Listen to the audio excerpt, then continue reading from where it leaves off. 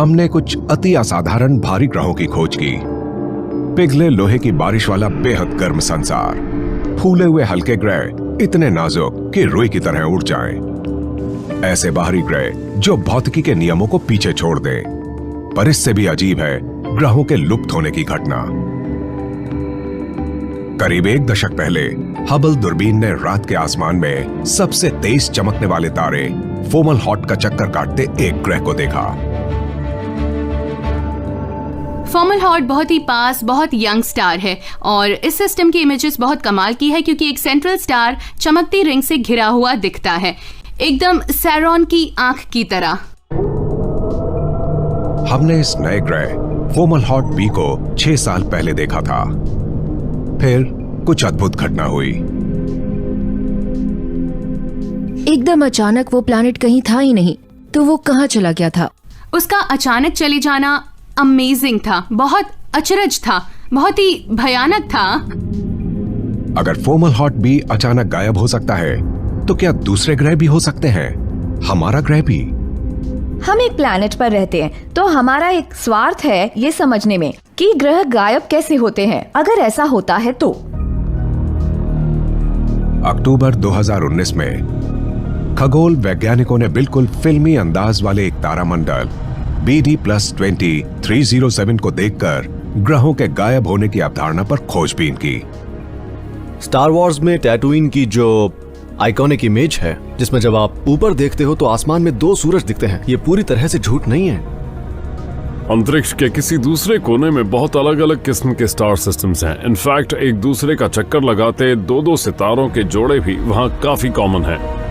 अगर 2 सितारा मंडल इतना ही आम है तो BD+20 307 किस मायने में अलग है? ये 2 सितारे गैस और गद के डिस्क के बीच में रहते हैं, बिल्कुल फोमलहॉट की तरह। पर फोमलहॉट नया मंडल है, सिर्फ 50 करोड़ साल पुराना, जबकि BD+20 307 अरबों साल पुराना है। और यही अजीब बात है क्योंकि डिस्क के अंदर मौजूद सामान इतना पुराना है कि उससे तो बहुत पहले नए ग्रह बन जाने चाहिए थे। तो ये चल क्या रहा है? डस्ट की रिंग नए प्लैनेट्स की खासियत होती है, लेकिन अगर हमें एक पुराने सितारे के आसपास भी ऐसी ही रिंग्स नजर आएं जो 1 अरब साल पुराना हो सकता है कि ये ग्रहों के टकराने से हो रहा है। हमें लगता है कि इस सिस्टम में ग्रह आपस में टकराए और इसी से ये डिस्क्स बनी।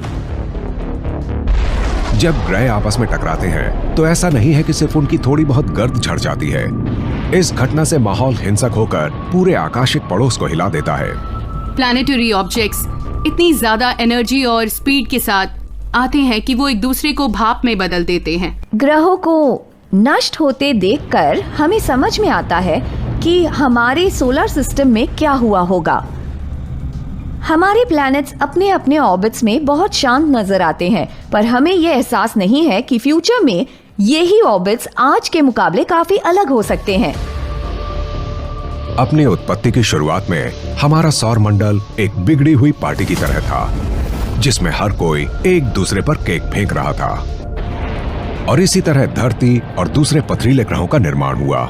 उस वक्त हमारे सोलर सिस्टम में 8-9 से ज्यादा ग्रह थे, यानी सैकड़ों, और सारे ग्रह हर वक्त एक दूसरे से टकराते भिड़ते रहते थे। आखिरकार हमारे सौर मंडल के ग्रह, जिन्हें हम आज देख रहे हैं, शांत होकर एक अच्छे और व्यवस्थित क्रम में आ गए। पर BD+20 307 जैसे अजीबोगरीब मंडल को देखकर इस कहानी पर शक पैदा होता है। दूसरे स्टार्स का चक्कर काट रहे प्लैनेट से जो एक खास बात हमारे एस्ट्रोनॉमर्स ने सीखी है वो ये है कि ये बिल्कुल भी जरूरी नहीं है कि ग्रह अपने सोलर सिस्टम में अभी जहां है वो हमेशा वहीं रहे। समय के साथ हमारे सौर मंडल में ग्रहों की परिभ्रमण कक्षाएं धीरे धीरे खिसकती हैं। कक्षाओं की यह अस्थिरता अंतरिक्ष की व्यवस्था को बिगाड़ सकती है।